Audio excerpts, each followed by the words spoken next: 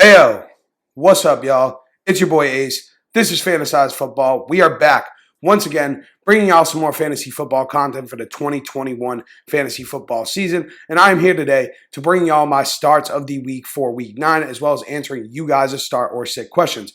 But before we get into that, as always, did want to give a quick shout out to each and every one of y'all that come by on a weekly basis, showing your boy some love and support, helping the channel to grow. I really do appreciate it from the bottom of my heart. Thank you to all of you that have dropped the start or sit questions, any of your questions, anything in general, over on Twitter, Instagram, YouTube comments. It really means the world to me. And if you are new to the channel, welcome to my humble abode. I do hope you enjoyed today's video. If you do at any point, make sure that you leave a like, drop a comment, and subscribe to the channel. Help me reach my goal of 500 subscribers on YouTube by the end of the fantasy football season. I would appreciate any and all help reaching that goal.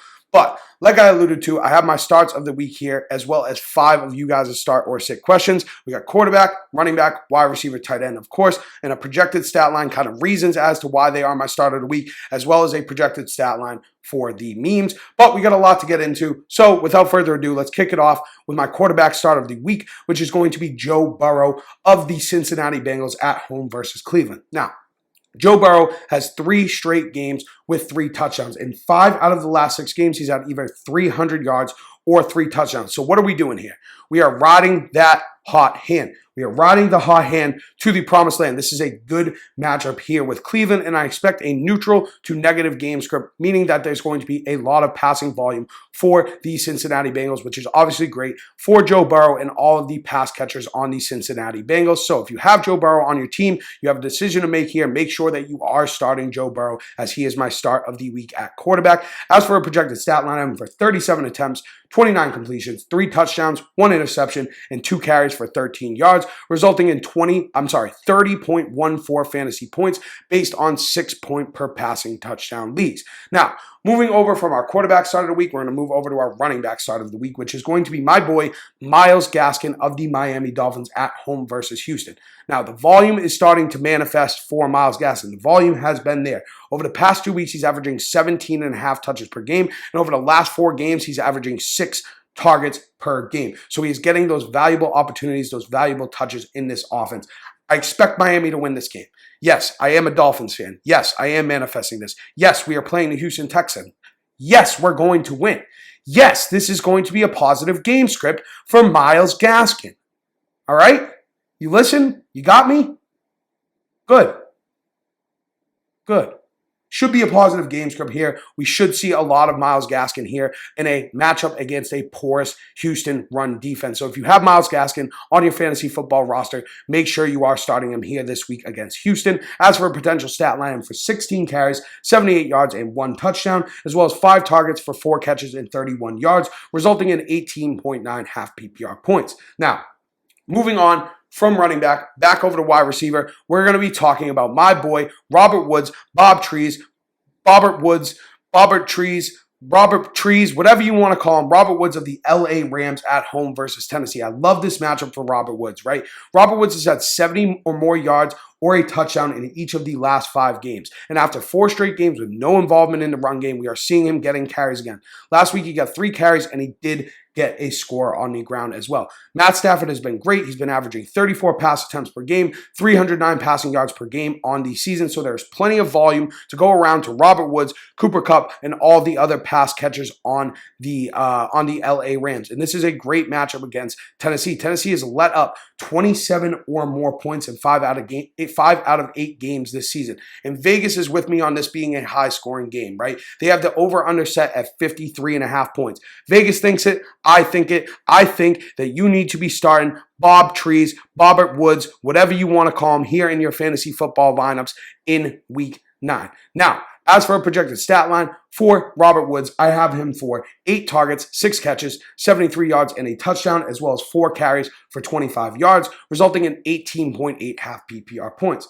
Now, moving on to last but not least, my start of the week at tight end, it is going to be Dallas Goddard of the Philadelphia Eagles at home versus the Chargers.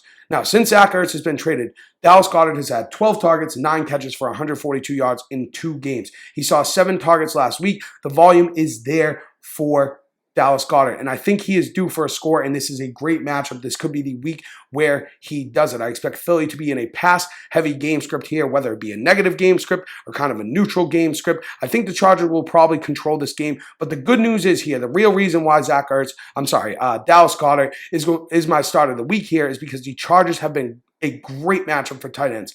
This season, they have allowed a touchdown or 100 yards to a tight end in 5 out of 7 games. So if you have Dallas Goddard on your roster, make sure you are starting him here in week 9.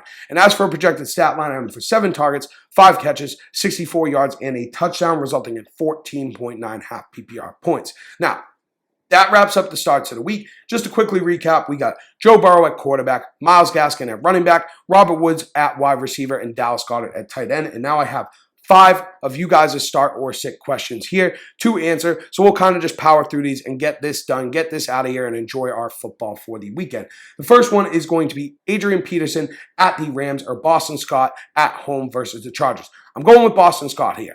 Don't really know what AP's role is going to be right away. I think we'll see more of Jeremy McNichols at least this week. And this matchup against the Chargers is a great matchup for Boston Scott. And I think his workload is more set in stone. So I think it's pretty easy to go with Boston Scott here.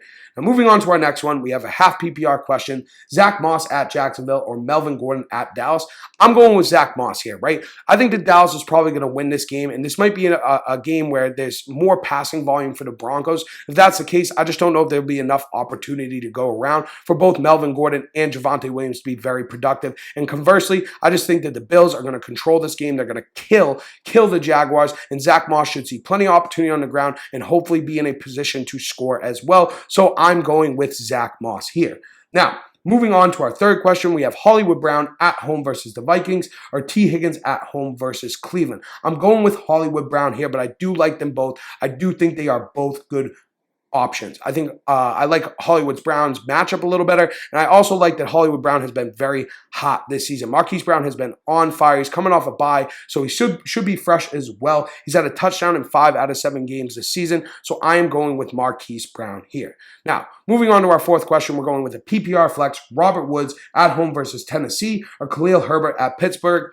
I'm going with Robert Woods. He's my start of the week. I already talked about this. The matchup with Pittsburgh is relatively tough for Herbert as well. So it's really easy. I don't want to go into too much detail about Robert Woods because we just talked about him. Start Robert Woods here. And now for our last question, we actually have a quarterback question. We have Jordan Love at Kansas City or Kirk Cousins at Baltimore. You know what?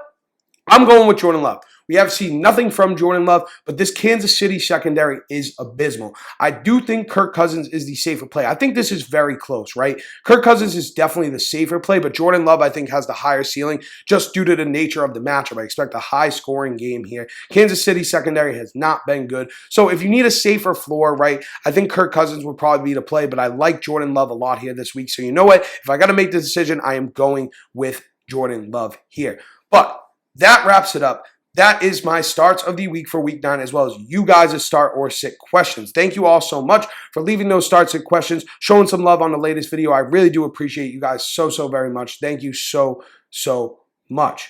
I hope you did enjoy today's video. If you did at any point, make sure that you leave a like, drop a comment, and subscribe to the channel. Help me reach my goal of 500 subscribers on YouTube by the end of the fantasy football season. I would appreciate any and all help reaching that goal. I hope you guys have a great weekend, you enjoy the football, and most importantly, you smash your fantasy football matchups. If you have any other start sit questions that you weren't able to get in here, feel free to hit me up on Twitter or Instagram. Links will be down in the description below.